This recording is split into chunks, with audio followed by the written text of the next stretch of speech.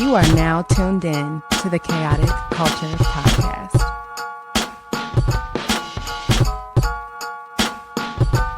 It's the KKP on your mother flipping airways. Hear the name ringing through the halls and the stairways. You were listening to a pod that can segue all the latest topics, guaranteed to fill your headspace. It's a safe place to voice your opinion. Say what you feel, just like you're a kid again. Kid to pro and friends, black as obsidian. Chaotic culture, that's the world we living in. So what's the word?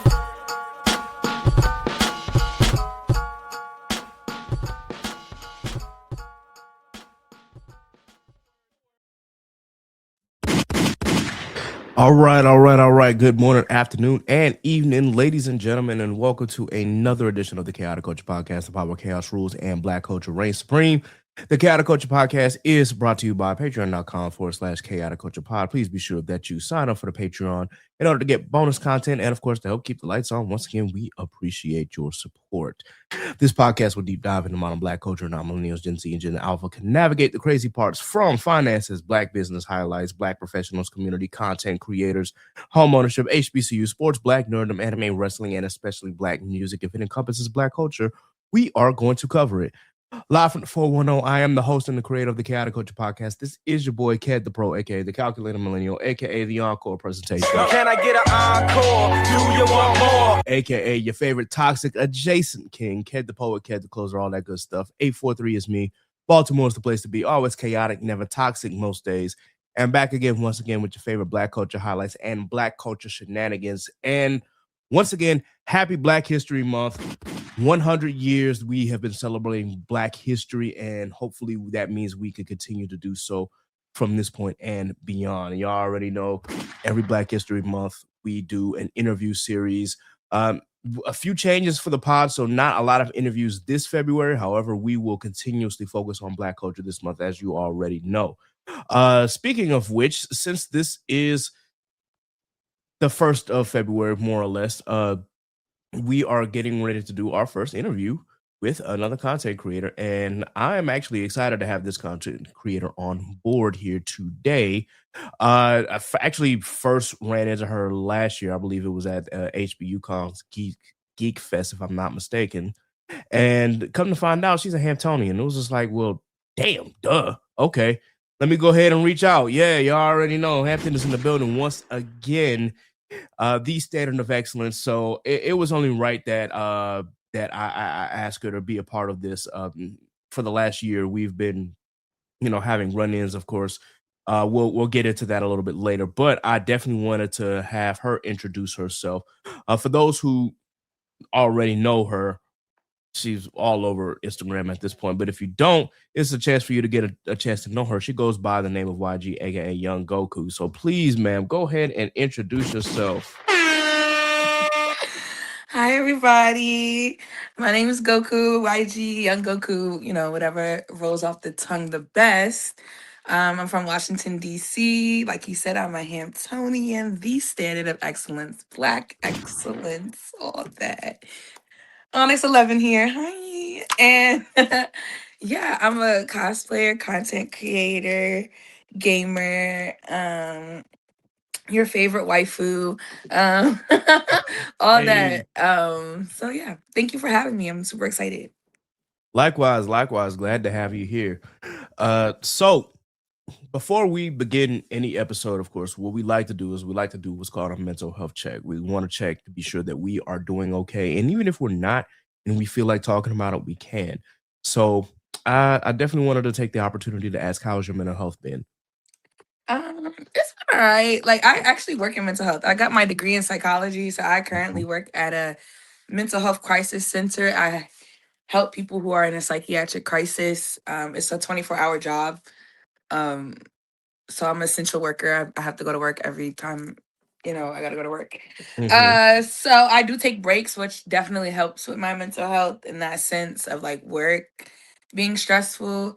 Um, I'm maintaining. I feel like I have I went to a vision board party last night, which is very helpful. I was able to get like some thoughts down and some clear mind of like how I kind of want my 2026 to go, because I think this year for me is about discipline. Every Mhm. year is every year I ask for something different. Last year it was discernment. The year before that, I want to say it was like gratitude. Um, this year I want to work on discipline. So I'm just trying to stay more consistent, focused, and disciplined this year. So hopefully my mental health gets better with the routine and the tasks that I plan on doing. Um, because I always got a lot going on. I have ADHD, so my mind is all over the place, and I don't take my meds. And I'm really about to start taking my meds again because I'm like, I need to get some structure. Like, I need some routine. I need structure. I need to like stop being all over the place so goddamn Mhm. much. So that's where I'm at. Okay. Okay. Look, I definitely understand. Uh, I hope that you are getting, time for yourself, especially as you said you work in a mental health crisis center. You got to be, strong willed, and there are times where you just have to take a break from normal because I I cannot know, be crazy with them. I yeah, mean, some of the staff is. I'm not trying to be like that. I cannot be crazy with them. fair enough. Well, for me, mental health has been okay. I will say that I'm more concerned right now about my physical health. Apparently, I'm a little under the weather, and it just kind of came out of nowhere. I'm like, okay, this has to be a cold. I am gonna eventually go to the doctor and find out what's going on again. But it just seems like every time I'm on my job, it seems like every month, like clockwork, I'm catching something from somebody because so many people go into that building sick and don't need to be there, but they Grubby and can't afford to take nasty. off. And unfortunately, because I do not have the strongest immune system or as strong as I would like for it to be, obviously I get whatever they be throwing up in there. So it's just like, all right, I gotta make sure that I protect myself. And even when I disinfect and hand sanitizer and all of that, apparently they got rid of all the hand sanitizer on my job, and I'm just like, well, why? They were like, well, it's not required for us to have it, and I'm just sitting there like, Oh Lord. y'all know how many people still get sick in this building? Like, They need to have masks, gloves, hand sanitizer, all that. Exactly. So I'm like, man, at this point, like there are times where I don't wear my mask as often just because it can get hot in there sometimes, but now I'm just like, man, I ain't about to take that mask off because y'all really just at this point, Just uh, nasty. it's just nasty and disgusting. I can't deal. I cannot deal. But outside of that, I'm okay. And this is actually a good time for me to kind of make this announcement. So, of course, my work schedule is changing, y'all. So, I'm still going to be trying to drop on Tuesdays. But if you haven't seen me lately dropping clips on Instagram or on TikTok and whatnot, this is because I'm going through some schedule changes. So, eventually, I will be getting back to posting content day after day after day. It's just a matter of, okay, I got to find out what these changes are and make sure that I'm prepared for them and find a new recording day because typically I record on Sundays and Mondays and I drop on Tuesday. Well, I'm going to start working on Tuesdays. So it's like, all right, now I got to find a new day to record and a new day to drop. So I'll probably still drop on Tuesdays, but I'll figure out the recording schedule once my schedule gets solidified. But yeah, that's where I've been, y'all. If y'all have not seen me, that's partially why. So with that in mind, we definitely wanted to make sure that we got YG on board so we can do this because I definitely wanted to highlight her and all of her accomplishments and everything that she's been doing as of late. So, so with that in mind, I'm gonna go ahead and actually start off the interview just by asking. Of course, both of us are Hantonies, as you said. You're Honest 11. I'm QT8. I'm showing my age here a little bit, but still, wanted to It's okay. wanted to, still ask your question. Let me get my words right. I wanted to ask a question regarding your experience at Hampton. So the first question is just like, what is, or tell me a little bit about your experience in Hampton and how that helped you where you are now. um, so Hampton, I chose Hampton because they offered me the most money. Hmm. Um, so I had like 2 or 3 scholarships with them. I had like a room and board scholarship, an academic scholarship, and something else. I can't like some type of loan or something. I can't remember. Hmm. Um,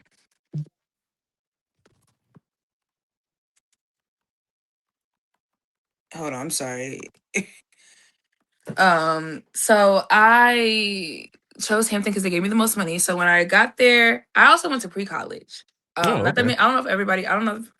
Well, like a lot of people didn't really go to pre college, but I did, and I enjoyed going to pre college. I thought that was like a really smart idea for me to do.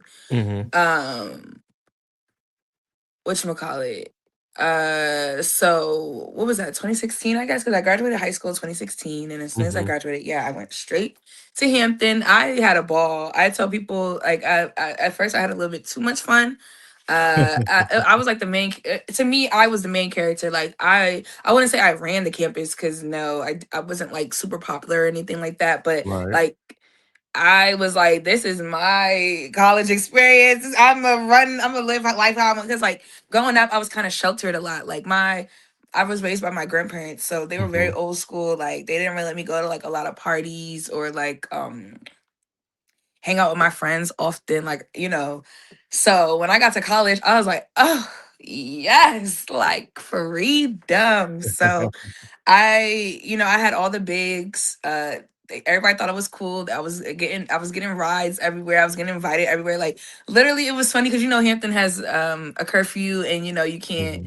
live off campus or whatever. So I'm getting rides from the back gate like every day to go somewhere, and like all my little freshman friends are like, "Where are you going? Like, how do you know all these people?" I'm like, "Girl, like catch up, like meet some new people."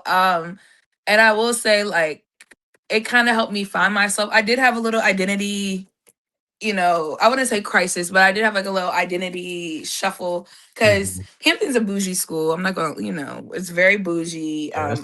uppity black folk, rich black folk. So, um, I'm like upper middle class. I would say middle class more so than anything. My grandparents are like kind of they're cultured, so Mm-hmm. we classy and stuff like that. But I wasn't wearing makeup every day. I wasn't wearing heels every day. I wasn't like really trying to put effort into my outfits at first, and then I kind of got the bug and was like, okay, let me put some makeup on. Let me wear some heels. Let me look nice. And I'm not. I don't regret it because I think I would say that Hampton definitely taught me how to be a certain way in different areas, Mm-hmm. like how to be professional, how to be business, how to be chill, how to be social, how to be a little ghetto ratchet. Like I know how to dress for every occasion because of Hampton, and I'm very thankful for that. Sure. But I did realize I was trying to fit in, and I didn't like that. I don't really like to fit in. It's not my thing. So Mm-hmm. I realized I was like, okay, let me stop and go back to being myself. And that's when, people were starting to talk shit. But all this stuff people were talking about when I was doing it, it's all cool now. Like the Mm-hmm. TikToks and like the cosplaying and the gaming and all that stuff. Like I was doing that in college, like anime. I was trying to do like anime clubs and stuff like that. And everybody was just looking at me crazy. Even like OF, like I was doing all of that in college and everybody was like, what are you doing? And I'm Mm-hmm. like, I'm trying to make some money. I'm trying to have fun. I'm trying to be creative. And then, after COVID, all that stuff became cool because nobody knew what else to do. So it was just Exactly. interesting kind of to see that. But yeah, that was my college experience. I graduated by the grace of God. I graduated in 2020. I think they was just passing out diplomas. 'Cause, I mean, my grades were fine, not like that. Mm-hmm. But I have one math class I was not doing good in. And I think he just passed me. And I was just like, oof, thank you. It's funny that you mentioned your story because it sort of kind of sounds similar to mine without the cosplay and whatnot, but because I wasn't a big cosplayer back then, but in 2013 and whatnot, when I just started living on my own, I'm just like, yo, I have been disconnected from anime for a while, with the exception of like one. And I'm like, man, let me just dive in. And that's when Kiss Anime was still like a thing. So I used to like go all since I was off campus, I didn't have to worry about, going on HU's Wi-Fi and trying to like search for anime to watch or things to talk about. I'd just be like, oh look, I'm on somebody else's internet watching these pirate, going on these pirate sites and watching anime and trying to keep up. But yeah, I definitely appreciate hearing that experience because, as you said, like Hampton, if it doesn't teach you anything, it will teach you how to at least dress for the occasion and when to do and when to not do. And I definitely appreciated all that I've learned from there. Uh, Tracking back outside of that, what was like one of the biggest lessons that you had at Hampton outside of dressing for the occasion?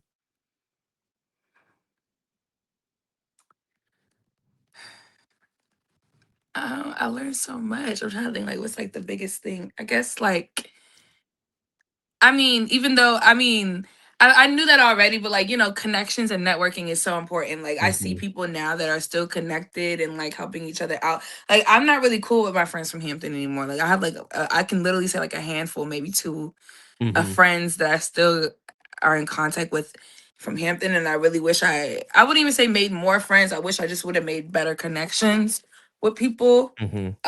Because that is one thing. Like people, you went to Hampton? Oh, oh, we was in the same. You Onyx? Like they'll hook you up real quick, and I Oh yeah, do like I love that, and I think that's like with a lot of HBCUs too. But I do love that. And I did learn, that happens. But I'm trying to think like, what did I really learn? I want to say like being professional, like for real, like we had to dress business casual to certain things. Like you had mhm, to, like you could not, they would not let you in if you did not have the proper business casual, attire on. And like if you were not on time, they were not letting you in. yep, And if you were on time, you were late, they were not letting you in. So like just certain things like that, that was like some real world shit to me, like because I mean, people are a little bit more lenient now. After COVID, hella shit got lenient. But yeah, before that, shit was not lenient, it and that wasn't. was real. And like, I am like that. They taught me like you gotta be perfect. Like you just gotta be on your shit for real. You gotta be on your shit. You gotta make your connections. You gotta, yeah. I No, definitely that's learned that. fair. That's fair. And in all honesty, as you said, for me, I kind of wish that I went to pre-college, but during that time, I still was undecided. Well, I won't say I was undecided. I knew where I wanted to go, which was Hampton, but I was still trying to find ways like, okay, are these other colleges going to like give up any more money or anything like that? What's Hmm. the deal? My mom was kind of pushing me trying to push me in a different direction, but my mind was set on it's got to be Hampton at this point. So yeah, I definitely get that. But also, as you said, yeah, there was. I'm remembering some of those quotes now. Good, better, best. Never Yeah, I remember was I the was last. literally about to say Get that better, good, get better, better is best, thing, best. better is good, and get better is best. I was Yeah, literally gonna that's. say that. Oh man, so such fond and unfond memories at the same time. This is like, Dr. oh my Harvey. god, man. I would say that my experience at Hampton was I don't regret it at all. And but also by the time that you were there, I was working at Hampton, so I was Oh, in the office of the really? registrar. As you were coming into Hampton at the time, so Hmm. yeah, I was there for a long time. I was literally on Hampton's campus, not counting the like if we're not counting the volunteer hours that I had for the marching force. For those who don't know, of course, I marched in the marching force, but not counting the volunteer hours that I had for them, I was literally on campus from 2009 up until 2018 when I finally actually got another job. Oh, But wow. So yeah, we were on campus at the same time. yeah, May have crossed paths. probably there would have been because I literally I didn't stay put in that office. Like there were times where they would send me on different missions, and I literally was, I would leave. worked I worked in judicial affairs, so I was Mm, in the stew up top. I mean, I okay, was. So you said registration? That's Whipple Barn, right? yeah, I was in I would Wilbur. say I hated going in there, but I would have to go in there every other. Yeah, that old The building, man. the run So around. yeah. All I can say about Whipple Barn. But that being said, like again, there were times where I would go across campus. There was times I would be in the stew, especially when it came to registration. I was in there just helping with registration, and for those who were taking classes like outside of campus, that was me. I was handling all of that. So but yeah, that's a little bit about that. And then if you include my volunteer hours, I really was on campus literally until 2023. Mhm. So I've know a wide range of students, mainly because of band, but it's so crazy just hearing that, and I'm just like, damn, we definitely could have crossed paths at one point. But yeah, well, you know what? It is what it is now. Now we have that connection, so hey, got to make the most of it. HU. So, speaking of your nerddom, obviously you said that on campus that you were, doing things that weren't necessarily seen as cool, obviously until the pandemic hit, and then we all know about kind of how anime has become and cosplay has become a little more mainstream. So, I just wanted to ask, like, when did you start tapping into cosplaying and anime? So I've always been into it since I was like a kid. Kind of like I would steal comic books from the library and like keep them at home, or like I just remember when I was a kid, I loved the way they drew their eyes. So I would just like Mhm. steal the books and just trace the eyes all the time. Like I was like, I love anime eyes. Like, and I was just, yeah, I just remember doing that. And like, so that was like middle school, high school. My first, whenever the DS came out, I'm not good with years and shit like that. But Mm. whenever the DS came out, I got the first one. And I want to say the first game my peoples bought me for was like Pokemon. Okay. And Yep. and then after, and it comes out every Christmas, like every time around Christmas. So every year after that, I got every Pokemon game, like every single year. Because at first I was like, Pokemon's for boys. Like I remember my older cousins watching Pokemon. I'm like, Pokemon's for boys. Like where the girls stuff? Because I like to play dress up games, like Nintendo. I like to play like the girly anime dress up games and like Nintendogs and all that other stuff. I Mhm. started playing Pokemon. I fell in love. I was Hey. like, what? My first Pokemon, but my first starter was a Chimchar. So I was like, what? I love this. Da-da-da-da. So I was like, I want a Pokemon game every single year. And then from there, I kind of started watching it because, like I said, my older cousins um had the games. I mean, Mhm. had the movies and the games, so they would like, you know, VHS. They would bring it over, we would watch it Mm. together. I had a Wii.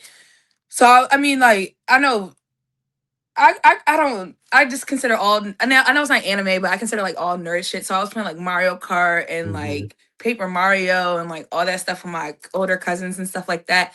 And then I want to say like in high school, I had a boyfriend and he was really into anime.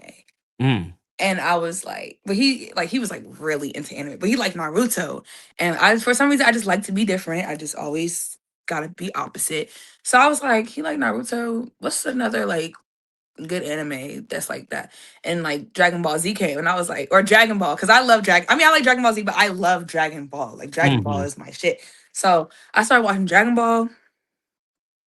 It was a wrap. It was. I want to say that was like 2015, 20, because my mom passed away in 2014. Mm. And like I want to say like K-pop and anime kind of helped me grieve because that's when I found it out about all that stuff, like Okay. K-pop. Like I knew about anime because of like Pokemon and stuff like that, but like the shows, like actually like watching it, because like you see it on 4Kids, you see it on Toonami, you Yeah. just like pass by. Or me personally, I was just watching it, but like to sit down and watch it, it was like after my mom passed away. I kind of was just like, wow, this is good. Like I want to go to Asia, I want to go to Japan, I want to go to Korea, I want to learn Mhm. Korean, I want to do all this stuff. So my first anime convention, I went to Awesome Con, and I want to say I went in like 2015, 2016. Okay. I dressed up as Goku, Kid Goku. I made my own power pole. I made my own Dragon Ball. I had the Hey. tail and everything. And I made my friends go. Anime conventions are not cheap. They're not. I would pay for me and my friends to go. Cause like they didn't like that shit. I didn't want to go by myself, so I had to drag my friends. Like, come on, let's Okay. go. Um, yeah, and then but then they started liking it because they saw me light up, and they saw other people light up too. Like people be like, "Oh my god, I love your cosplay. Oh my god, I love this and that." And I'm like, people wanted to take pictures of me off rip. And then as I got bigger and bigger, but I will say my first anime shoot I Mhm. had in like 2019, and that Oh, okay. was I was, guy side. My neighbor in college, he was a photographer, so he invited me over and was like, "Let's take some pictures." So I did that, and then I want to say, like in 2020, during the pandemic, is kind of when I started like my cosplaying career, I guess, like because it Mhm. was like nothing else to do in the house. I already liked anime. I was already dressing up in 2019. All right. And then I saw other people just dressing up for fun for a living. I was like, let me do it too. And then I had a boyfriend at the time again, and he was so supportive. Like he was like he really helped me like create. Like YunGokuu was already her because like I have a necklace that says YunGokuu, and I asked that for Christmas in 2015. Mhm. um but YG, I would say, like he really helped create that with me. And like we bought all these Funko Pops, we bought all these like decorations together. He was helping me make my videos. Like I literally have a video of me running in my apartment in college. I lived on Eaton Place. I have a video of me in my Oh Elizabeth wow. cosplay running like around the fucking apartment complex. Like literally, yeah, sorry. I know that was a little bit long, but that's kind of like No, my that's whole yeah. shebang on how I got into anime. And I've always like, like Hello Kitty and like stuff like that. But I kind of hid that when I was a kid. Um, because people did call me weird. Like I Mm-hmm. listened to epic rap battles of history, and I watched like Smosh and freaking Tobuscus and Minecraft and Happy Wheels and PewDiePie. Like I did all that like in the discreet, like in the comfort of my home. Like I didn't let none of my friends knew that I did that. Mm-hmm. Um, so like I always kind of felt like I lived a Hannah Montana, a double life, a nerd at home, but cool like in Outside person of with that. my friends. So 2019, 2020 is kind of where I was just like, fuck that shit. Like, I mean, even my first years in college, like I was wearing my Goku shirt all the time. I'm like, who knows about Goku? Like, I wanted to hear people, I wanted people to come up to me and be like, oh, I love your Goku shirt. Like, and a few did. Like, I Mm-hmm. wanted to hear that. I actually took one of my college friends to their first anime convention. Like, because it was they have NekoCon in In Hampton, yeah, Hampton. yeah. So I took I was like, let's go, fuck it, like I do this all the time at home. So yeah, sorry. It's crazy. I always wanted to do NekoCon when I was there, and I just never got the opportunity. But either way, It was um, small, but it was cool. yeah, from what people told me, and I was just like, damn, you know what? Well, maybe one day I'll get to experience it. And then DreamCon happened, and I kind of experienced that. I was just like, okay. But either way, no, that's very great to hear. I'm glad that you were able to explore that nerdum side of you that's always been there. And then just one year you just said, hey, you know what? Nah, this is me. And I'm glad that you were also able to help build your persona, so to speak. Speaking of which, did those anime shoots and those personas like help with your content creating, like, and then how were you able to build that up? So I've always loved to be online. Hmm.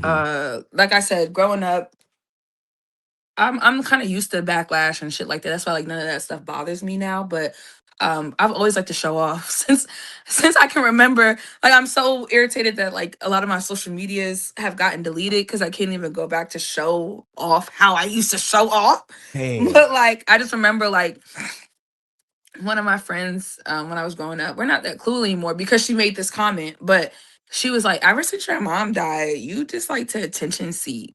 And I was just like, bitch, what?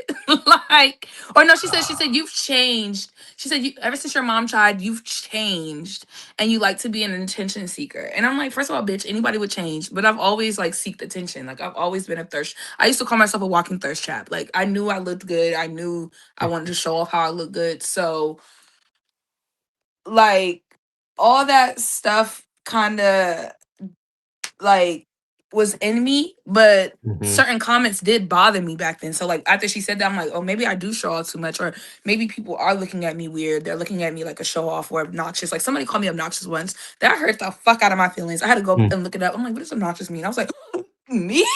Obnoxious? Like I was like, oh, and I stopped talking for like 2 weeks after somebody Wow. told me that.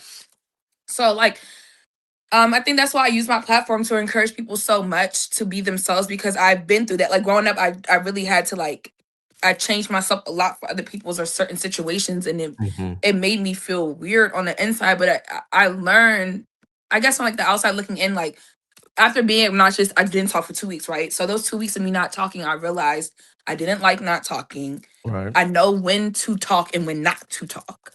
Hmm. And, I know certain people can't handle my energy, so I just have to be very selective.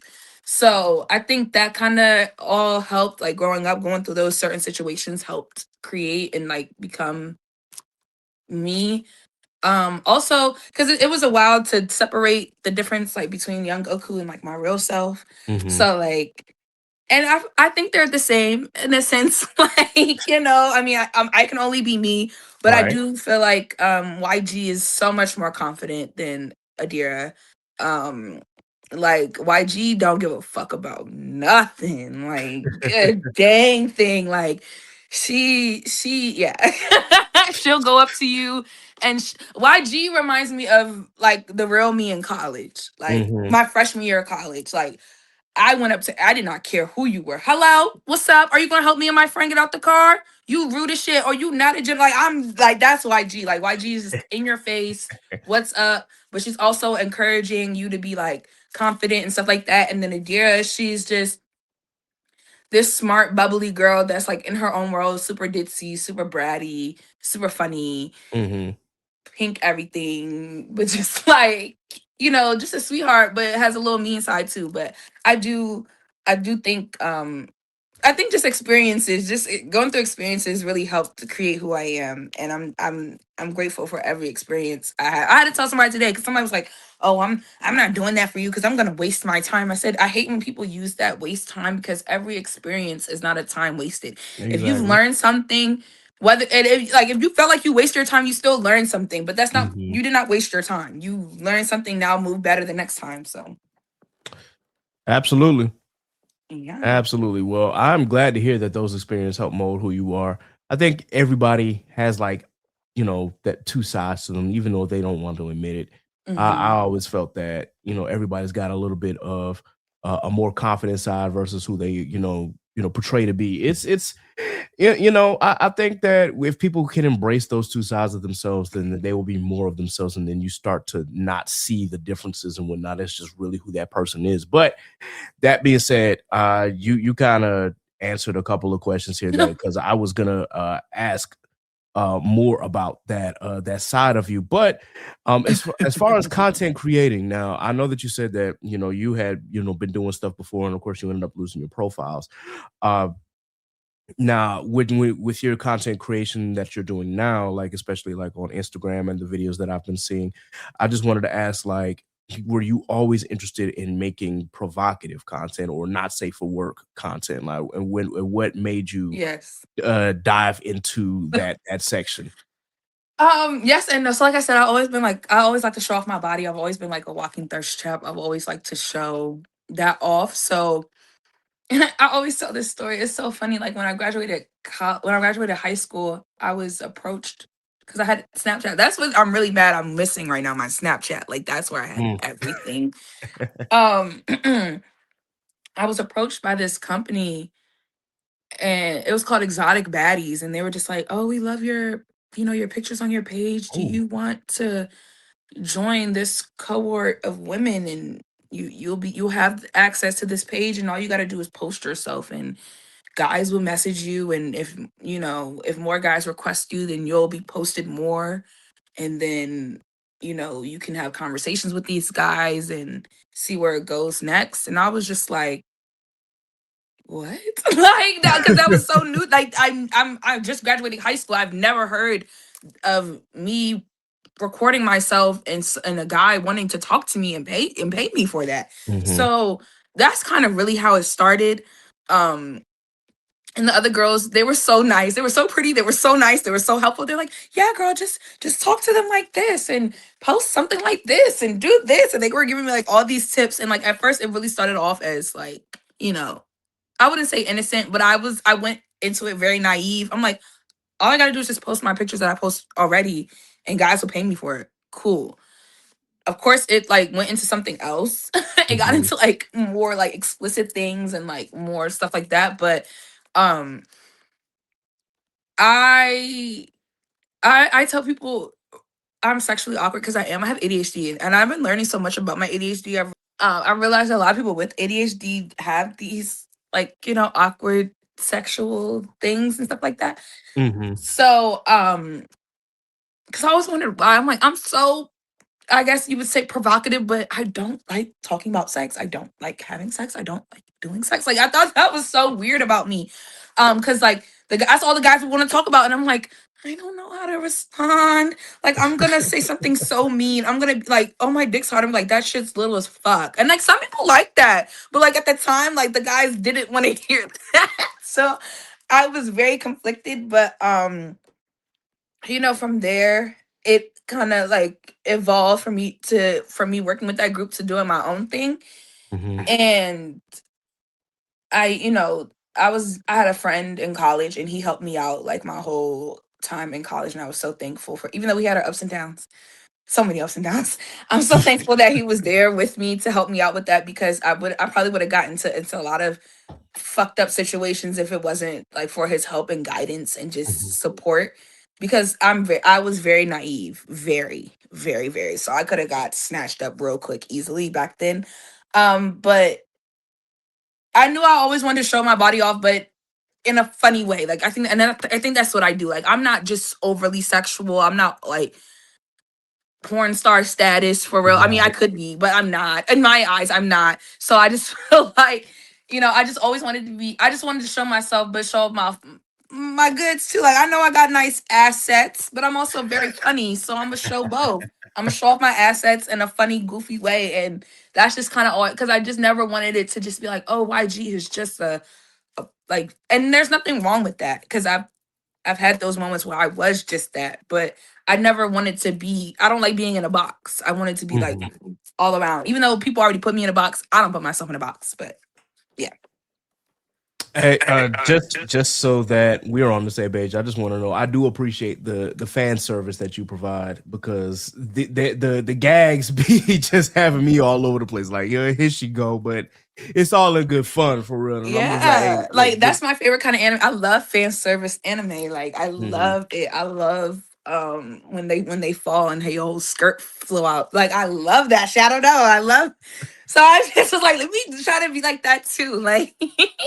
Ain't nothing wrong with that, in my opinion. I know some people will complain about fan service, and I ain't one of those people. I'm just like, hey, look, I'll It's just the watch you people enjoy. that are like, oh, these girls are whoring up the anime community. And I'm like, have you not watched an anime? Like, are we not watching the same thing on TV? Like, Yeah. Japan literally sexualizes women so much. Not even just in anime. They sell panties in the fucking vending machine. You know what I'm saying? And Hmm. you want to say I'm whoring up the place? Learn, like, just shut up. Like, just be quiet. And anytime someone says that, I'm just like, yo, y'all have not gone to Japan or have not seen what they do with Japan. Granted, Japan is considered conservative, but it's just like the differences between us conservative and They're Japan conservative. conservative are Yeah. wildly different. So Hmm. I Exactly. just be like, man, y'all got to get out more when people do when they say And I'm stuff just like, like just that. because you want to watch people fighting all the time and, shonen or isekais and all that crap, that's fine, do that. But let's not act like let's just not act like what do you think their noses is always bleeding for? Like, let's be fucking Exactly. for real. Like, come on. We see the animes, there's so many animes that are just straight fan service. I mean, they Hmm. created hentai. Like, come on, let's just like, yeah. That hentai, that's a whole different conversation. I know. Man. Ooh, I got some stories, but I'm going to reserve that for Refrain. another episode, because yeah, that's now when doing your content, I just wanted to ask, like, do you still have like any anxieties or fears for the stuff that you post? Yes. Um, I like send my videos to my friends before I post them. Sometimes I'm like, is this good? Like, do Hmm. you think they're gonna like this? Just because for like starters, like I said, my pages have been deleted. I have been banned. I have been restricted. So I do want to make sure like it's not too much, but it's enough, and it's not like, I just want to make sure it's like appropriate for my like the social that it's on. Like Twitter, you can post anything on Twitter. Like Twitter Right. don't give a fuck about what you post. But like Snapchat, well, I guess because I don't know why they deleted my Snapchat. I just woke up one day and it was deleted. But like Snapchat and Instagram and TikTok and stuff, they all have these rules. So I try to make sure it's not too much, because I am on the risky side. I do risk it all the time. And Hmm. being a black woman, I just risk it even more. They let the white women get away with a lot of stuff. Yeah. So I do get nervous. And also like I'm kind of at a stuck point. I was told by my friend that this happens when you've made over a certain amount of followers, you kind of get stuck a little bit. Hmm. And I'm kind of at this stuck point because like I was at 80K last year, but something happened and I lost like 6,000 followers. I don't know if they were bots. I don't know if like I lost, fans.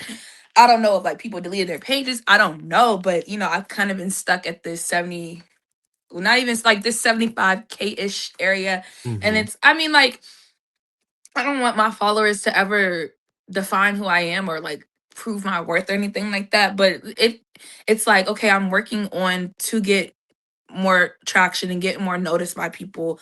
So it's kind of frustrating when I don't see it, and I get anxious about that because I'm like, oh my god, am I going to lose them or am I going to win them? Because at one point, I like in October, I want to say like in November or October, I was like almost back at 70. Ooh. And I was like, hold on, I gotta do something. Like, I was like, I gotta figure out something. So like I started like doing like little ads and stuff. And it actually like got like gave me like my followers back, but just to get right back to 75. So I'm Right. like, I'm just kind of trying to study like the algorithm stuff more and like trending and all that other stuff to kind of help me with my post. But I get anxious about that. I'm like, is this gonna be good? Are they gonna like it? Are they gonna take it the right way? Are they gonna take it the wrong way? Are they gonna ban it?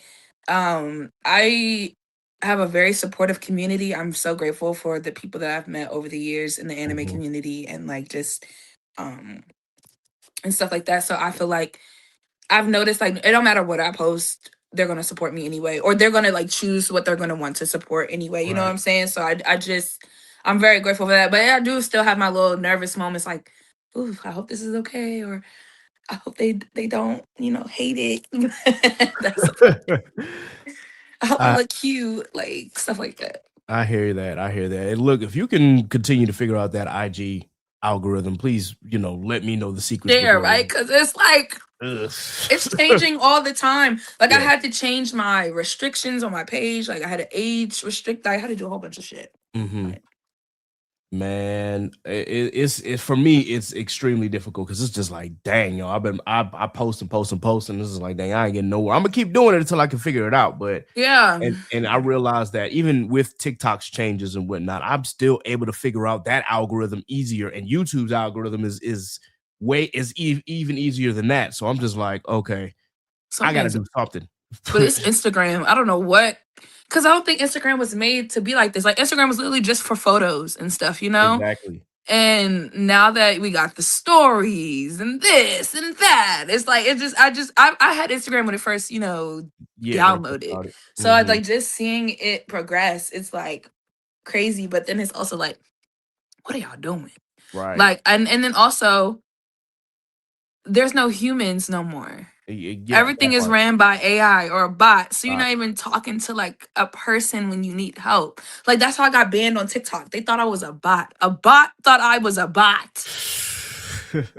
Okay. And I didn't have a TikTok for a month. Like I was like, but like how am I supposed to prove myself to a bot? Like, you know what I'm right. saying? So yeah, it's hard. We're gonna It figure it is. out though. We got each other. Nah, for sure, for sure. I don't listen. They low key limited my IG account because Mhm. they thought that I was a bot. But in one part, my Instagram, the Chaotic Culture Podcast Instagram account got hacked.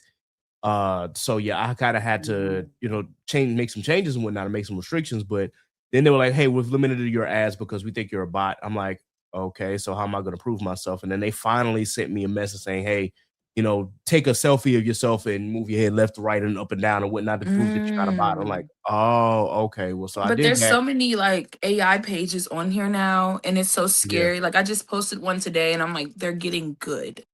They're getting good. Yes. Ugh. And people Um, are like, "Oh, you're so beautiful. You look so good." I'm like, "That's not a real person." Ah. nah, for sure, for sure. We'll figure it out, and as we say, we'll work together to make sure that we can continue to be on top. I am only hoping to get to where you are as far as your followers. Because listen, I know you said 80K, 75K. I'm sitting there like, man, I ain't even at 2K yet. I mean, if we're being honest, it took 6 years, I guess, Yeah, give that's or fair. take. So, because I started the page in 2020, I did. Hmm. So, I mean, and this is how far I've came. I'm very grateful, but it took some time, Right. and it took some. I'm not gonna say bribes or nothing, but like you gotta. I'm not saying that you aren't. You are like a real personable person, but I also think like because I think a lot of people forget just because I post my boobs or whatever, I post provocatively, I'm still a person. At the end So of the day. like, and I feel like my personality is what gets people to really stay. Cause not to toot my horn, but I feel like I'm a real personable person. Like I'm real genuine. Hmm. Um, Like I'm real intentional. I talk to everybody that comes to talk to me. I'm not fake or bougie or nothing like that. So For sure. Yeah. Hey, look, that's all you can be. Just be yourself and be real. You know, don't be out here being as you said, act like a bot, and please don't have parasocial relationships with some of these celebrities, because some of them fan pages, I just be like, yuck. Yeah. Yeah. Exactly. So when it comes to your content, I just want to know, what is your current goal, or do you have like an ultimate goal? I do want to get better, like materials so my content can be smoother and like Mm. more professional. Like I want the green screen, I want the cameras, I want the lights. And that's why I'm like, I just need to kind of take my medicine again because I need to be focused about it. Cause I could say I want it, but I'm trying to tell you, like, I doom scroll like a motherfucker. Oof. I get distracted so easily. So it's like, I definitely, like I said, I don't want no distractions. I need discipline this year. I want to upgrade, my recording space, how I record, even collabing with more people, having better ideas. Mhm. I Yeah, that's just what I want to do. Like, I want to cosplay more this year, or like do the cosplays that I have that I haven't done. I have so many cosplays in my closet that I just have not done. Mhm. That I just need to like put on. I have a lot of cosplay shoots that I've already taken pictures of that I haven't even posted yet. Ooh, Like, I okay. just want to be more consistent and like effective with the content I'm putting out there, getting it out, like the content that I'm making it, getting it back out at a certain amount of time, perfecting it, making it more clear, making it more crisp, making it sound better, look smoother, all that. That's something I definitely do want to work on this year for sure. For sure. You have any cosplays lined up for BlurCon and AwesomeCon? So supposedly, well, not supposedly, but yeah, kind of supposedly. So I saw that Carl Jones is going to be at BlurCon this year. Yes. I a few years ago, he kind of saw me from my Thugnificent cosplay. I think that's what really popped me off. I'm not even gonna hold you. I'm not even gonna lie to any of you guys. That's what really kickstarted me. They saw that Thugnificent shit. They was like, follow, follow, follow, follow. Um, so so like a few years ago, he saw my Thugnificent. I actually won an Adult Swim award for my Ooh, Thugnificent cosplay. Um, so I was like, yeah, I wanna do Thugnificent for BlurCon. okay. I'm gonna bring him back. I did do him a few years ago at BlurCon. I forgot what the theme was. The theme was like throwback or something because I did Shanae from not Martin. Shanae, Bon Qui, excuse me. Oh, quickly. I Okay. did Bon Qui from what is that, Mad TV or whatever. Mhm. And I did Thugnificent, but I did when he was dressed up in Gangstalicious's clothes, like the little bra and the Oh, skirt and yeah. stuff like and the pearls. I Uh-huh. did nobody knew who I was, but it's okay. I did that version of Thugnificent. So I said, I'm gonna do Thugnificent. My friends have reached out to me to do Powerpuff Girls, but a BAPS version Okay. of Powerpuff Girls. They want me to be Blossom, but I want to be Bubbles. So let's convince them to let me be Bubbles. Um, and then me and my friend Nakia Renee, she's another cosplay creator or content creator too, all that. We're gonna be Panty and Stocking from Panty and Stocking. So Ooh, okay. and so that's for BlurCon. Then for AwesomeCon, me and my friends we want to dress up as characters from Dr. Seuss. Oh, wow. Okay.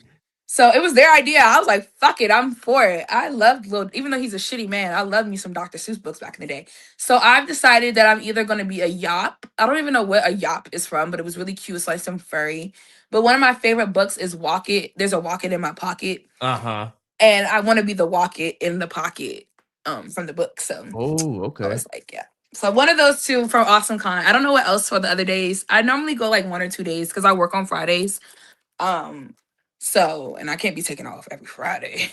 That's Um, fair. so yeah, I'll probably go one day and we'll be the Dr. Seuss characters. But yeah, that's my lineup so far. But I'm going to some more cons this year. I'm excited. Some cons that I've never been to before. I got some cool little shit going on for that too. But that's because I'm not doing Katsu, so that's what's coming up. Okay. Fair. I had just to let you know, a yop is from, I think it first appeared in One Horton Fish, Two Hears a Fish. Who, right? Yeah, well, it did appear in Horton Hears a Who, but I think it first appeared in One Fish, Two Fish, Red Fish, Blue Fish. Yeah. Okay. Yeah. But yeah, that's when I had to think about it. I was like, was it Horton or was it that book? And I think it was that book first, but the yop also did appear in Horton Hears a Who. I just know they put a list of things, and I was like, and like they were like, well, they said they already chose stuff for us. The stuff they had chose for me, I didn't like it. They wanted me to either be a Lorax or Cindy Lou Who, and I was like, no. The Lorax eyes, that nah. And I do no, that's one of my favorite movies. I love the Lorax, but I like to be different, right? Everybody done did the Lorax last year. I was like, I don't want to do the Lorax. I want to do something else. So, yeah. I think you would have made a great Cindy Lou Who if you decided to go that route. I know, I agree, but like, I don't always like to be, make them guess your next move. Yeah. I felt like that was too predictable. No, it is. I mean, and Cindy Lou is really a staple character at this point in like the Dr. Seuss lore. So you choosing something different with that'll be great. And I kind of want to get back to that because that's kind of how I started my cosplay. Like I always wanted to do characters that people didn't do. Exactly. So I'm trying to get back to that this year too. Like going back to like low key characters, underrated characters, all that bullshit. So yeah.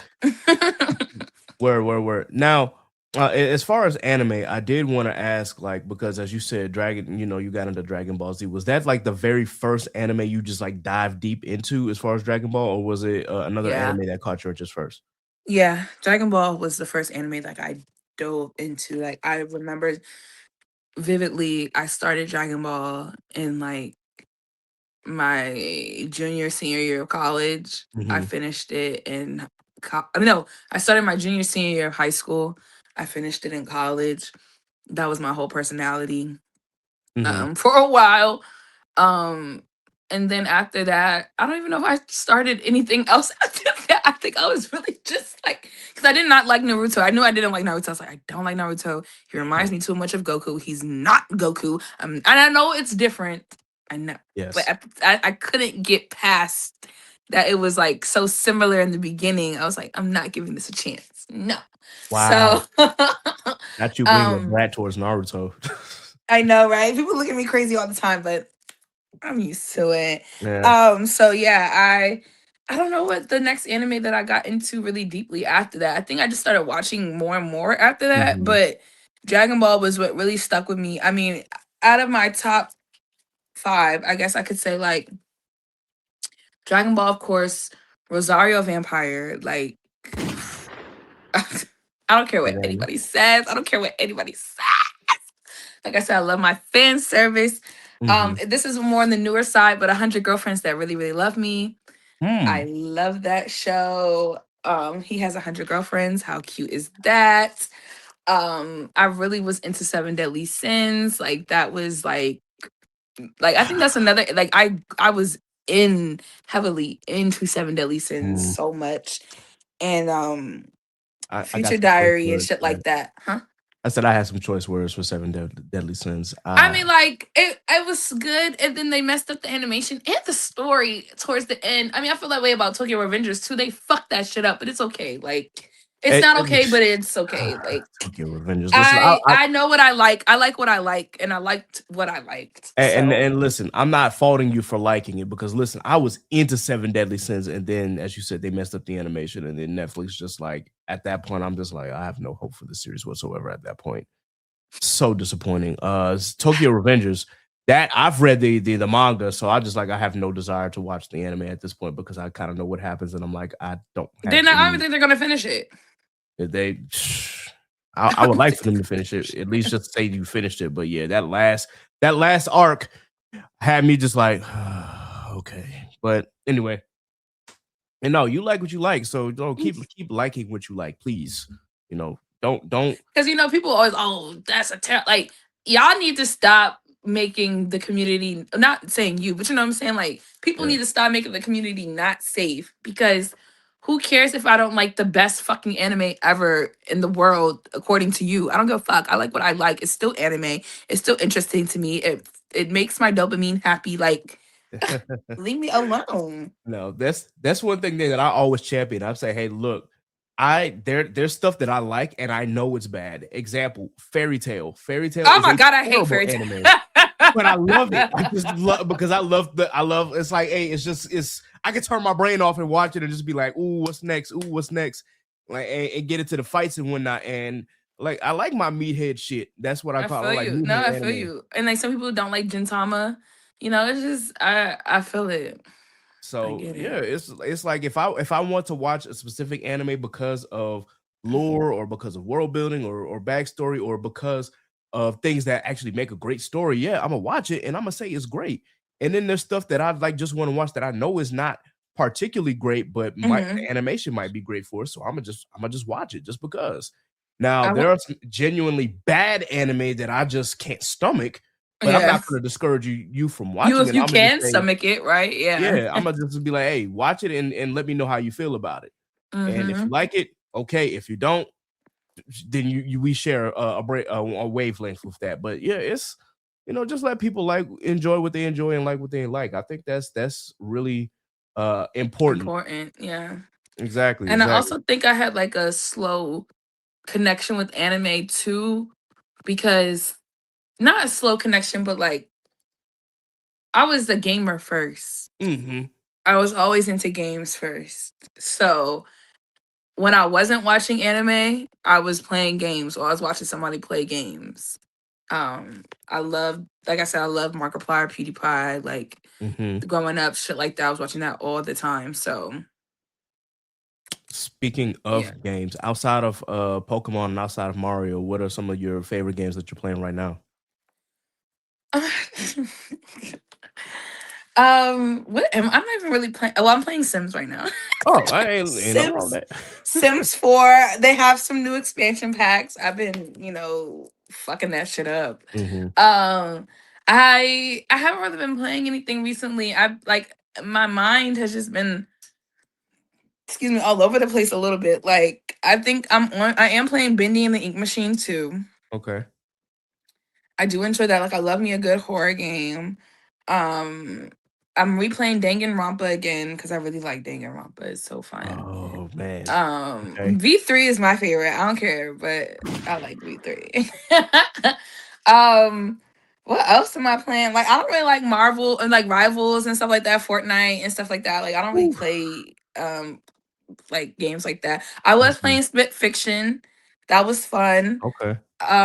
It Takes Two. I played that. Super fun. Oh, I still am playing Jedi Survivor. Okay. I love because I played Jedi Fallen Order. I Mhm. love Cal. I have a BD1 in the back. I don't know if you can see it, but I love Star Wars BD1. That shit is cool.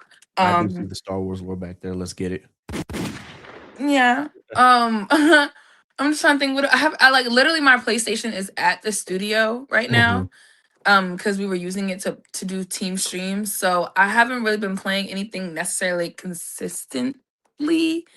I am kind of waiting for some more like fun games to come out that like are gonna catch my eye and that I wanna like really tap into. But Okay. yeah, I play a Hello Kitty Island Adventure every day. Hey. So That's what's up. That's what's up. Uh, just to let the audience know, of course, because I have a game that it currently has me in a chokehold right now, and that's Ooh, Digimon Storytime Stranger. I still cannot put that thing down for the life of really? me. Yes. Listen, for those who know, I love Pokemon, but I was like a Digimon head first. And it was kind of like they both got introduced to me at the same time. So I was following Pokemon, but then I would be really involved with Digimon, but Digimon never really had any like great games. As Mm-hmm. opposed to Pokemon, like you go back to the days of Game Boy, like literally red, blue, yellow, and then I had silver, and then I had crystal, and then ruby red, not ruby red, but at the time it was a ruby and sapphire. Swoopy and Uh, Sapphire. Mhm. yeah, and then I didn't have a Pokemon game for the longest time, but I would always keep track. But Digimon was my shit. And I was Mm. just like, man, I just need them to have one great game. I didn't play Cyber Sleuth but I heard that was good. But then Mm-hmm. someone told me, they were like, yo, get Digimon Story Time Stranger. It is great. It is phenomenal. I've played it and I haven't been able to put it down. So, and I'm like, I'm almost like And at I'm not even really into Digimon, but you're getting me into it a little Oh bit. yeah, listen. If you have the opportunity, it's an RPG. I like So RPGs. and it's what we call, it's not like a free play RPG. It's turnstile, but it's still fun because like it's similar to a monster capture game, and it's like you get certain Digimon, and then you don't have to follow like a linear path. Like with Pokemon, you get this one Pokemon, it evolves into this, and then it evolves into that, and that's it. With Digimon, you have like 3 or 4 different branches that you can choose from based on how you want to battle, and it makes it so much fun, and it makes it very, very, very intriguing. Like at this point, I'm at the end game, but I've just been kind of dragging my feet. Like I really don't want to end this because you didn't want to main end it, story, yeah. but I got to. So I'll eventually get to that point. I have Expedition 33. I do want to. I play like the first part of it, and it's really good, but Digimon, I'm like, let me finish that and then let me get to Expedition 33 before I do anything else, because I have a bad habit of just buying games and then never touching them. Yes. So. Oh my God. I have so many games. I'm like, oh my God. Like, or I just don't finish them. Exactly. And I'm like, man, I'm still I was playing Sonic Racing Crossroads for the longest before Digimon just decided to get me in a chokehold. And I'm like, all I used right. to play like Sonic and Spyro and shit like that growing up. I have not like gotten back into shit like that. I will always love Mario though. Like Paper Mario, that's my favorite Oh yeah. franchise from Mario. Like I think that's the best type of Mario game ever. Even they love to say Galaxy. I don't know. Well, I know for me, I'm gonna save up for a Switch 2 if I don't, win it somewhere. But Right, I'm saving up for. I want to Switch 2 as well. Yeah. so yeah, I'm gonna definitely dive back into that because I definitely want to play some more Mario games, and I definitely want to play the new Donkey Kong, which I have not been able to Oh touch. yeah, Bonanza. It's pretty cool. Okay, great. That's good to hear.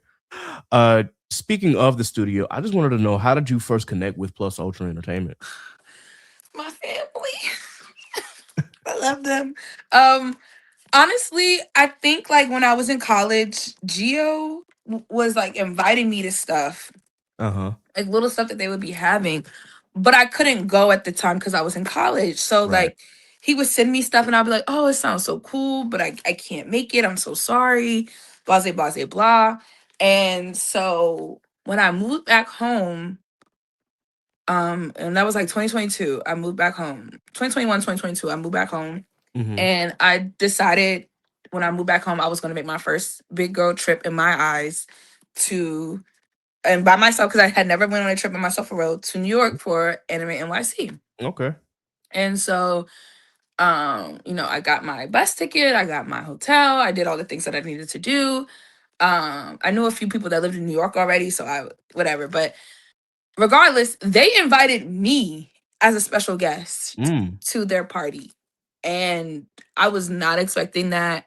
I was very like, I felt so honored because that was like my first time special guesting. That was my first time special guesting. Right. And I was just like, me? And I don't even know how many followers I had at the fucking time. I don't even know if it mattered because we give opportunities to anybody black and flourishing, or what we see is flourishing. But we love giving people of color opportunities. That's our first priority. We don't discriminate, of course, but our first, choice is to pick people of color. Of course. So when they picked me, I was just like, and so I met everybody that night. They played go-go for me that night because they knew I was from DC. They played go-go, and I was like, ah. And then from there, it just stuck. Okay. When I found out they were in DC, I started going to more events there. I started meeting up with them more. They kept kind of inviting me as special guest. And the friendship it just bloomed from there. I really needed them, I would say, because I needed a community when I came home, because I was like, okay, I know I have two sides of me. Like I can be in the streets, but I could also just want to be a nerd. Right. I don't want to be in the like I didn't want to be like at the club and drinking and smoke. I did not want to do that.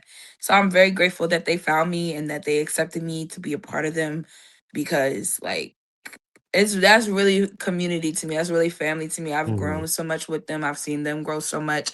We've grown so much together.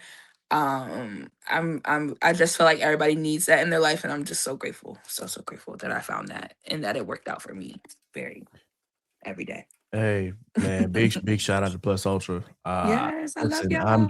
I'm still part of the and friends part. So but I've been, trying to It's okay. attend as I many events. literally just became. I want to say I just became part of the team like last year. Like they Word, have word. when they have, and I was shocked again. I was like, I'm a part of the team.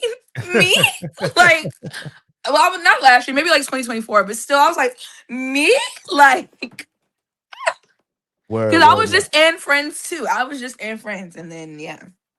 Nah, but I really like the vision that they have, and I appreciate the fact that they are offering these opportunities, of course, to young black creators or young black professionals. Like it's the first time Gio had asked me for something, I was just like, yes, okay, and I have been working on something for a while, and to see that he approved of it, I was just like, okay, I'm going in the right direction. So, big shout out to Gio, big shout out to Coin. Like I love all of y'all, man. Love y'all. Yes.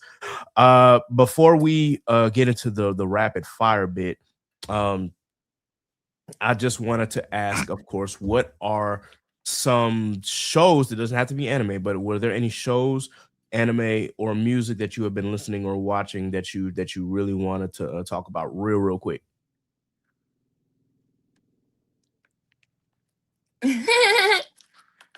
Is there something I want to talk about? Because I listen to a lot of random shit. Uh-huh.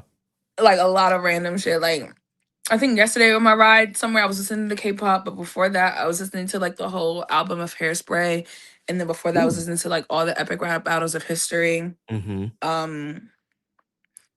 I'm trying to think because I'm not into Bridgerton and all that shit that's out right now. And that's okay. I like Abbott Elementary. If you like Abbott Elementary, woo! I'll be watching that every Wednesday. That's like Yeah. my happy place. Like that's my thing. I have a little ritual every time it comes on. Mm-hmm. Um, no, I can't really think of anything because I'm a loser. Well, I'm not a real loser, but I don't be listening to like mainstream stuff or like watching mainstream stuff all the time. I really just like sit in here and watch Sims all day or listen to some like Disney music and Uh-huh. stuff like that. Okay. Hey, look, ain't nothing wrong with I that. do have a show suggestion for people. I suggest everybody watch 100 Girlfriends That Really Really Love Me. Mm-hmm. They actually won a Guinness World Record recently for having the longest monologue in an anime, Wow. and it was him telling each of his girlfriends how much he loves them. Oh, it was cute. Wow. Yes, he was going on like they won a Guinness World Record. And a non-anime show that I like. Oh, well, okay, so I recommend everybody watch 100 Girlfriends That Really Really Love Me. I also recommend everybody watch Rosario Vampire. I don't care what you think, what you heard, what you saw when you was 12 years old, or watch it Mm-hmm. again now. And I non-anime, I recommend you watch Abbott Elementary and The Righteous Gemstones. I love The Righteous Gemstones. That is also my happy place. I'm so sad that season ended last year.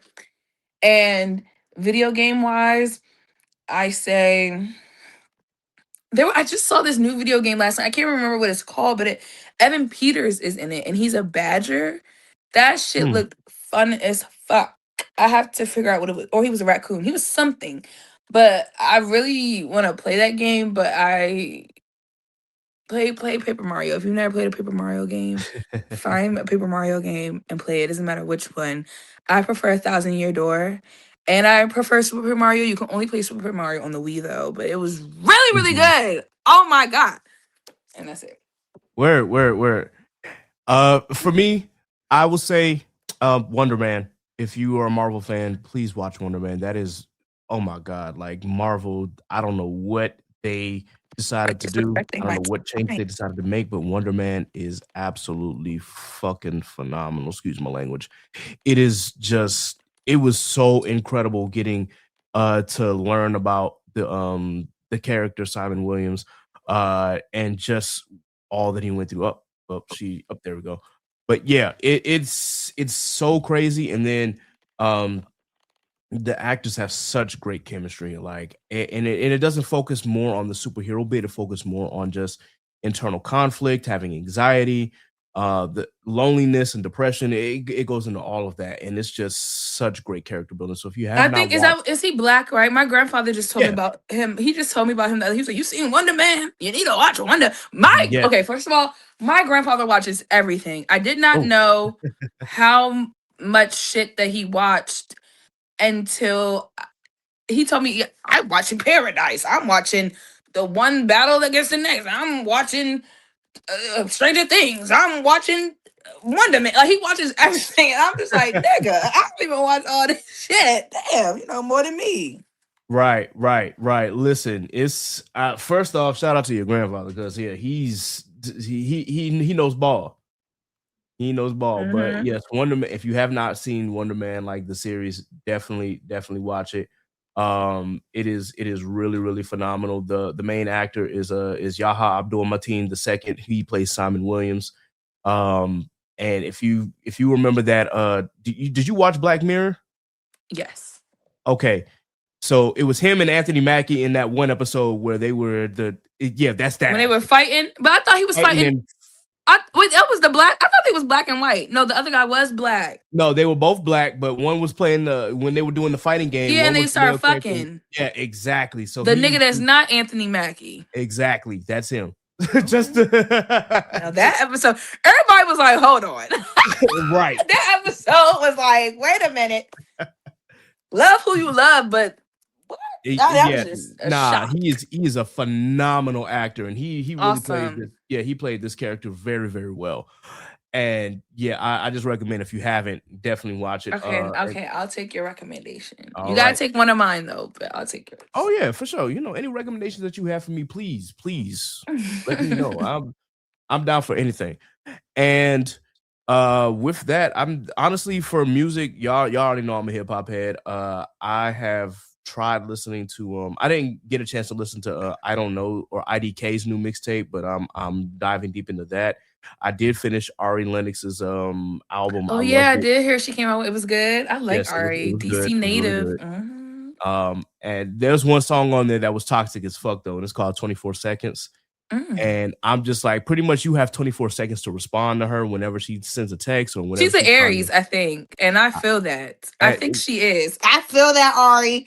It's for me. It's just toxic as fuck because I'm like, yo, what if I'm in an emergency? What if I don't give a fuck. Who told you to get into an emergency while I'm trying to talk to you? That is crazy. Yeah. Yeah, I had to look it up. Her birthday's the day after mine. Yep, that's some Aries shit right there. I need to listen to that now because I feel that. That is the one song that I thought was a little too toxic for me, but the album is still very well done. Okay, good. We are getting ready to, I guess, prepare for J. Cole whenever he decides to drop this album. Oh yeah, I heard about that. Yeah, we're getting ready to discuss that, and hopefully it's good. I'm kind of keeping my expectations like right here because I don't want to have too high expectations for anything anymore. But if it exceeds that, I'm willing to talk about it, and then if it goes below my expectations, I'm also going to be talking about it. So we'll get there when we get there. Understandable. Yes. So I definitely got some rapid fire questions here for you. And, does that mean I have to answer them fast? Yeah, just whatever comes to the top of your head. Oh, shit. Okay. All right. Okay. All right. K-pop or J-pop? K-pop. Okay. K-pop or Afrobeats? Oh, fuck. Fuck. Me personally, shit. What is wait? Because I feel like it's a little. They're different, right? Afrobeats and not soca and like all that other. Like I don't know. Yeah, they're different. Just the preference. I still say K-pop. Oh, okay. And nothing wrong with that. All right. Chicken or steak? Oh fuck. I'm a Libra rising. My indecisiveness is so bad. Chicken or steak? I mean, I eat chicken more than I eat steak, so chicken. Okay. Chicken or seafood? Chicken. Okay. I like seafood though with chicken. Cool. All right. If you can delete one famous artist from history, who is it and why is it Nicki Minaj? I'm kidding. I'm actually not kidding, but because that's my answer. But if you could delete one person or delete one artist from history, who is it? Tay Diggs. Does that count? I don't like Tay Diggs. Wow. He's so lame to me. I mean, maybe you can still have Rent without Tay Diggs. So You could probably find somebody to replace his character. You He's probably the can. most FJ non-effective Diggs. character He's in annoying. Red. And Cuba Gooding Jr. I don't like them two people. Well, I used to love Cuba Gooding Jr. until I found out, about who he was, and it's just like, yeah. I know I didn't like him. I don't even know what he did, but I know I don't like him. Listen, I would say Boys in the Hood is one of my favorite movies, and he's been in some great movies. But yeah, when you find out who he is as a person, you're just kind of like, well, damn. Oh, okay, let's rapid fire Dragon Ball version. Favorite villain in Dragon Ball, original Dragon Ball. Oh, my favorite villain in the original Dragon Ball. I don't know why I like General Tao so much, even though he was like, let's go. Even though he was like not even there that long, his little outfit, I fuck with General Tao. Yeah. Okay, yeah, he's my second favorite. My favorite was King Piccolo. I was thinking like King Piccolo too. I really was. I was thinking him. I think mine's reverse. Okay. King Piccolo is probably my second. For sure. Okay. Favorite villain in Dragon Ball Z / Dragon Ball Z Kai. So. Fair. That is fair. He's my second. Who's your first? Racist ass Frieza. Yeah. Nine K's. Hey, listen, I used to hate Frieza. I hate him. Honest. Yeah, I don't like Frieza. Yeah, I don't like Frieza, but I watched Dragon Ball Kai, and God bless his soul, rest in peace to Chris Ayers. When he portrayed Frieza, it was like an entirely different person. Like, oh my God, I love it. I hate him, but I love him at the same time, just because he brought out. I didn't know that Frieza was like that as the actual character. Like, wait, this is how Frieza actually acts. He's so a real free. Yeah. Change your perspective. Yes, very much so. Very much so.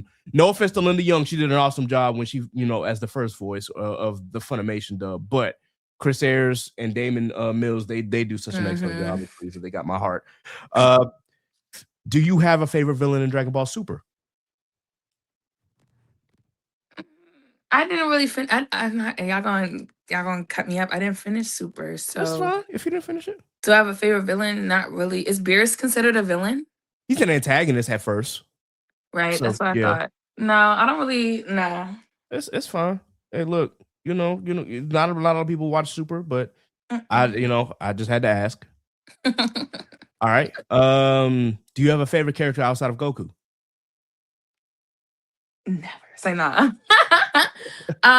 In Dragon Ball, I loved Master Corrin.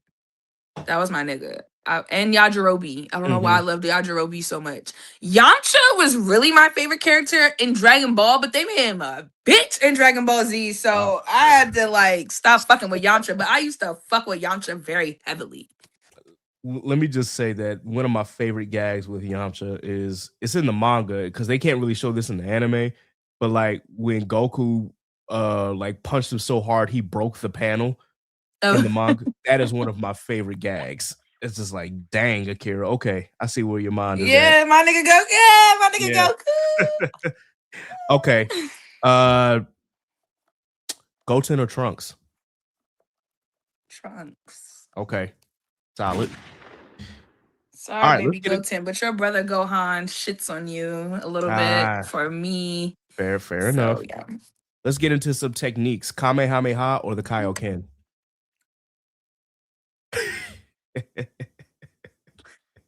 The Kamehameha is so iconic.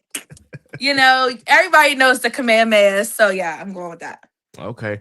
One point for Kamehameha. We'll do that. All right. Kamehameha or I'm gonna throw the Japanese name at you to see if you recognize it. Genki Dama. Spirit Bomb. You know damn well I don't watch no goddamn sub. Yeah. Yeah, I know. So Kamehameha or Spirit Bomb? I had a feeling it was that. Yeah. I love the Spirit Bomb. Give me all your energy. I love that. That's so fire. Yeah, okay. I'll take Spirit Bomb. Cool. Spirit Bomb or Super Dragon Fist? Spirit Bomb. Okay. Fair. Gallic Gun or Big Bang Attack? Ooh, Gallic Gun. Oh, wow. Okay. I don't know. I think that's just such an OG move. I don't know. It is. I will say though that I just like the way that Vegeta presents the Big Bang Attack. He's like, feast your eyes on Super Vegeta's Big Bang Attack. See, I don't like all that. He do too much. I like when he does minimum. I like the guy all that minimum as much. He yells too much. Vegeta get on my nerves. All that yelling. Now some No. of the stuff he'd be like, it'd be kind of outrageous. And I Like, get all why right, people Vegeta. like Vegeta. He reminds me of like, you know, his arrogance and all that. It reminds me of Escanor a bit too, and that's why Oh, I God. loved Escanor. Like Escanor is like one of my favorite characters on Seven Deadly Sins. But Vegeta is just, I think he reminds me of my uncle too much. Like my uncle's just always grumpy and just always talking shit, always like me. Like that shit blows me. So I think that's why I don't like Vegeta. Okay. I'm biased. I feel that. I feel that. All right. Let's go the Tien route or Tien Shinhan route. Tien and Chaozu. Okay. Yes. You say you don't watch the subs, so let me give you the English name. Solar Flare or Tri-Beam. Tri-Beam. Okay. That's fair. Tri-Beam or Destructo Disc. Destructo Disc. Okay. 1 point for Krillin. Let's go.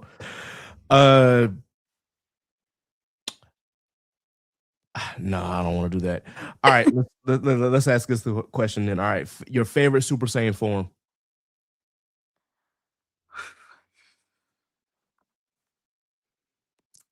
Is it like biased if I say God because of the pink hair? Like I love Hey, no, the, ain't nothing wrong with the Super pink Saiyan hair. God.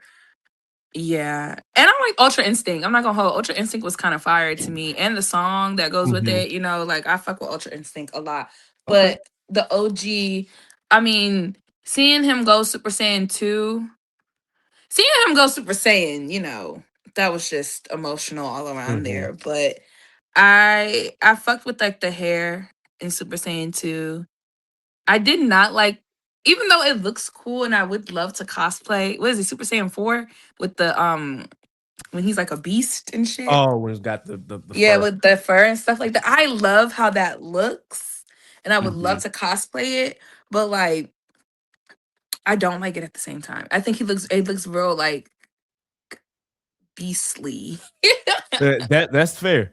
If you were to cosplay it, are you doing the GT version or the Daima version? Now, listen, the GT version for me, that's OG, that's original. I would do that, but Daima is pinkish, so I'm like, I know, that's what I'm like. That's a good question. I would literally have to just see what's the most easy for me to like execute, honestly. Because like I said, the OG love it, but it's beastly to me. The diamond one wasn't really like, and I love the pink, you know, pink everything. But yeah, right. Okay. Last thing, because we talked about Super Saiyan transformations. So, which was a better moment, Goku becoming Super Saiyan or Gohan becoming Super Saiyan 2?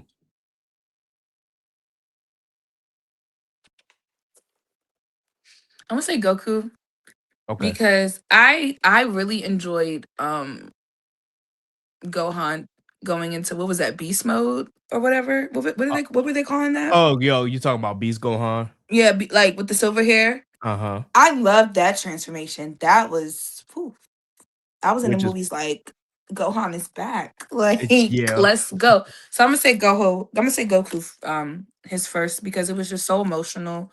And that's my baby. Like I love Goku. Like, listen, I agree with you, because ain't nothing would piss me off more than to see you shoot down one friend, blow up another friend, and then threaten my kid next. Oh nah, we gotta throw hands for real. Yeah, and it was just like, yeah, don't mess. And it just shows like, you know, don't mess with people.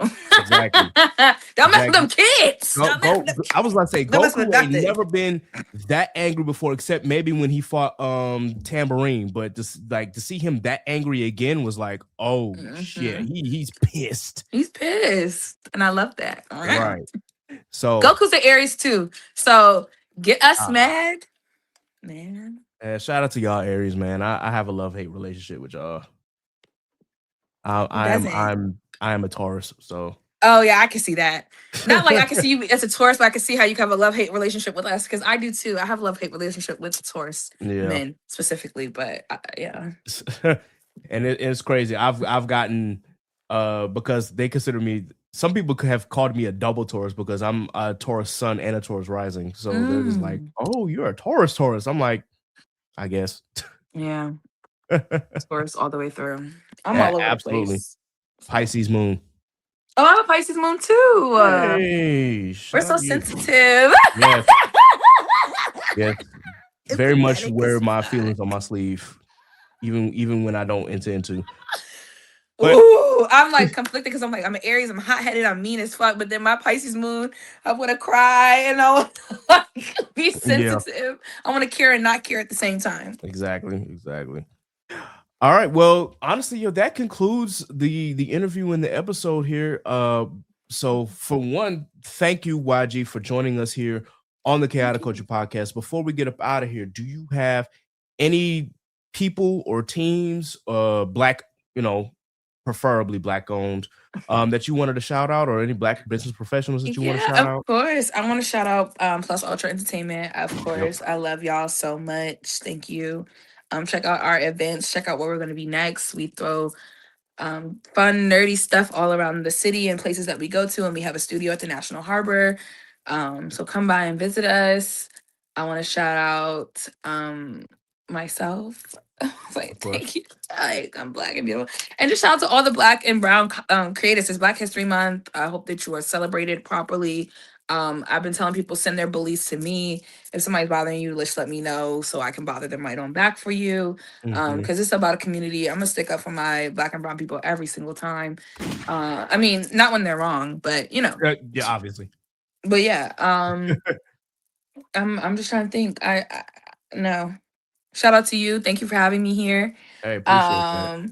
Shout out to all my friends. I want to shout out my friends Andy. He's a comedian. He has a comedy show this week. My friend Breezy, he's a rock star. He does shows and concerts all the time. I think I'm about to actually go see them later on today to do some content. So shout out to my homies. Oh, and Hey, shout out to Gina. I love my why Gina. Shout out to Gina. She's like the best seamstress ever. That's my girl. Love her. So where? Before we get up out of here, I did want to at least pose the question. Did you have any questions for me that you wanted to ask? Fully open book. right. I've never had the interviewer ask me to ask them questions. Hey, And am I wrong if I don't have any questions? no, Like I feel you are like not. Look, if you don't have any questions, that's fine. I like to be open. So like, if anybody has any questions for me or that they want to post to I me, I feel like always you want to be sure. answered your answers with my answers. So I did appreciate that. So I learned Okay, something about you anyway. So yeah. cool. That's fair. That's fair. With that, we are going to end with the rundown, ladies and gentlemen. If you do not know what the rundown is, this is where we shout out all of the podcasts, black content creators, black professionals, black authors or artists, and any black businesses that have either supported this podcast or have been a part of this podcast in one form or fashion. This is our chance to let you know what's out there and who you can support as well. Starting with our black podcast, obviously, big shout out to Inside the Mind of a Blur. That is the other podcast that I am a part of. Shout out to my co-host Scuba Steve. He is the founder of Inside the Mind of a Blur. So big shout out to him. Big shout out, of course, to Mike Check, Waifu. These two, Tell and Polo, they always get you caught up on seasonal anime that you can check out.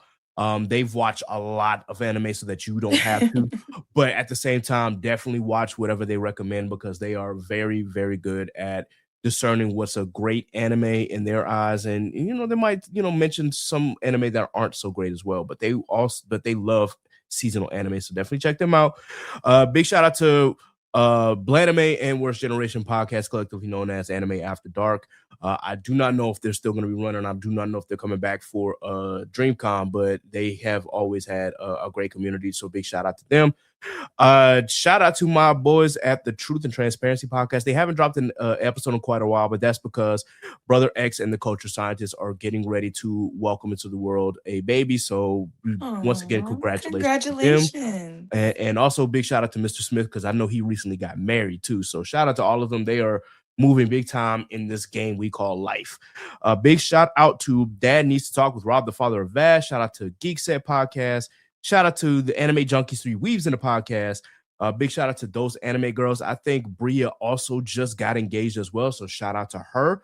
And shout out to Black Geek Energy, my boy Jardo and my boy DeMarcus over there still doing big things. I'm still trying to catch y'all on follower account on YouTube. I will catch up eventually, but yeah, shout out to them. And to our black authors, K. Renee, and Elena Graham, aka Elena. Big shout out to y'all. And for our Black content creators, of course, we got Off Black Mag by Aaron. Big shout out to Cerberus Entertainment. For our streamers, big shout out to Tatted Poodle, the Geechee Gamer. Big shout out to Shelby. She also has Simply Janine, Simply Baked, and Rose Less Traveled. Big shout out to Strange Keith with Idols to Icons. Toasty Marshmallow. Big shout out to the Corner 5. That is Simone, Courtney 5, Chris, and Sham. Big shout out to, once again, Scuba Steve and his boy Alpha for Blurred Mind Productions. Big shout out to my girl Carol Bits, who is also a Hamptonian. Oh, yeah, she is. Yes, yes, indeed. And now, of course, we have to add YG to the list as well. So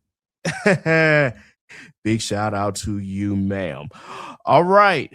For our artists, we got big shout out to NASA, Scoozy, Jack.Union, Phil.me, RJ Stackhouse, Quarter, Tyrone League Jr., who, of course, has provided the intro. RJ Stackhouse? Yes. He went to Hampton too. Yes, he did. That is my brother. Oh, Again, yeah, we was in the drum. Well, I was in the drum line. I brought him in. So, oh, nice. Yep. And big shout out to Tyrone League Jr., who is also a Hamptonian. He has provided the intro and outro song to this podcast. Nice. Big shout out to Ari Lachelle, also Hamptonian. Zach Hines and Fortresses, also Hamptonian. We got so many Hamptonians on here. Yes. Also, big shout out to Elena Graham again, who goes by Elena whenever she does drop music. And a big shout out to Imogen, Hamptonian. As y'all can already tell, like when Hampton gets together, like, yeah.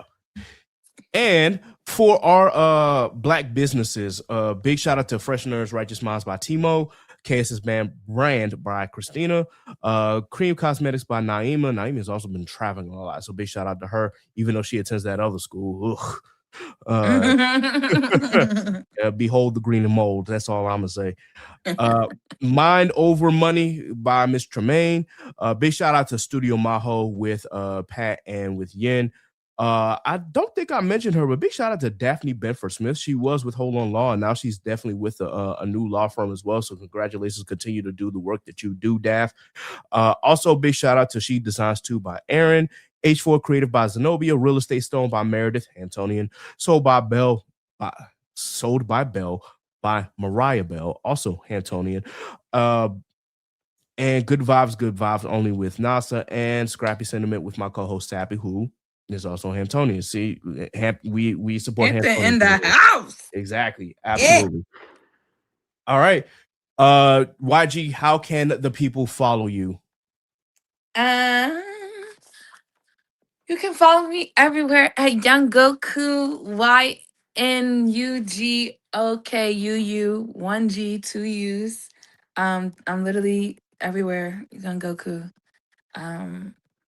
Yeah. Instagram, Twitter, TikTok, Facebook, Amazon, all them other socials, anything you can think about. I'm pretty sure I'm there. So just find me. And if I'm not there and you want me to be there, tell me so I can get there. Sounds good.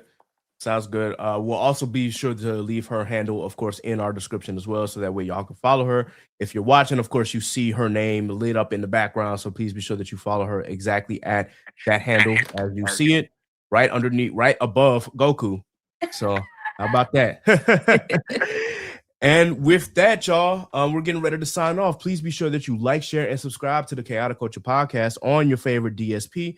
Subscribe to the Patreon for as low as $2 today. Once again, we appreciate your support. You can, of course, follow us on Facebook at the Chaotic Culture Podcast page. You can follow us on TikTok, Instagram, and on Threads at Chaotic Culture Pod. You can follow us on X/Twitter at Chaotic Culture 1. And you can follow us on Blue Sky at chaoticculture.bsky.social. You can follow me, Ked the Pro, that's K3D the Pro on all social media. And of course, you can follow my co-host Sappy at Scraps14 on all social media, Scuba Steve at ScubaSteve1428 on all social media. You can also follow my boy Law at L.JR_96 on Instagram and Law96_ on Twitter/X.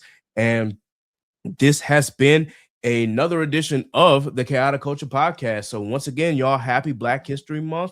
Please be sure that you support your favorite local Black artists, Black business owners, and of course, content creators. We are here. We are doing the work. But until next time, folks, remember, embrace the culture. Chaos rules. Be blessed. Be safe. God is love. We are out of here. Deuces.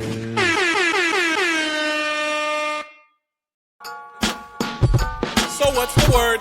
You are now tuned in to the Chaotic Culture Podcast. And